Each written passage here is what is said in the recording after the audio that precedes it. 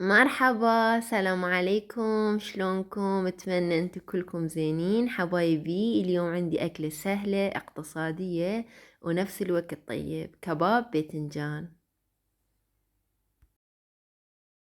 حبايبي هنا عندي 4 حبات باذنجان و2 حبات فلفل حلو أحمر، نخلي بالفرن ونرجع.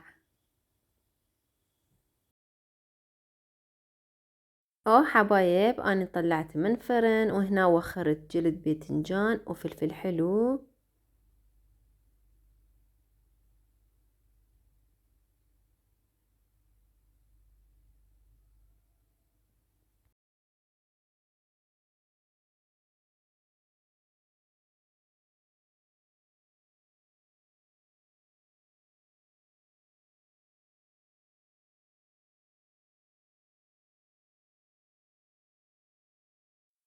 حبايبي هنا قطعته قطعات كلش صغار هاي الشكل.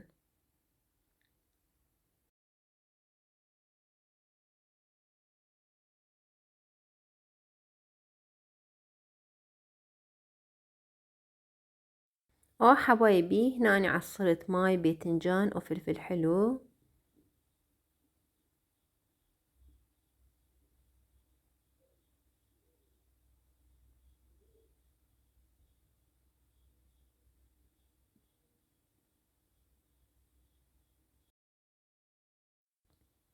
حبايبي هنا عندي 2 حبات ثوم وأنا قطعته بهاي الشكل.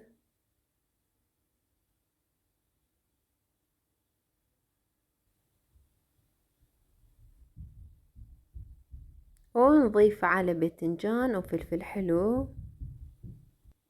وهنا عندي معدنوس.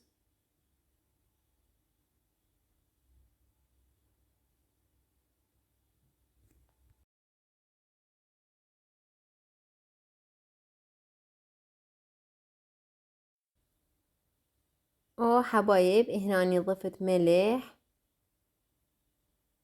كاري، كركم،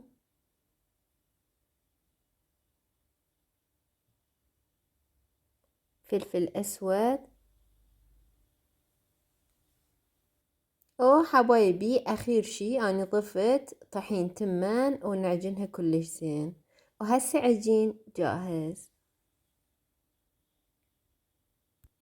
حبايبي هنا اني قليت كباب، شفتوا طريقته كلش سهلة، أكلة اقتصادية ونفس الوقت طيب، وإن شاء الله عجبكم. حبايبي إذا حبيتوا فيديو أول شي اشتركوا بالقناة، سوولي لايك كلش مهم وتساعد القناة، وفعلوا جرس حتى وقت أني أنزل فيديو انتو تشوفوها، وكتبوا لي رأيكم بالتعليقات. شكرا لمتابعتكم، إن شاء الله حبيتوا فيديو.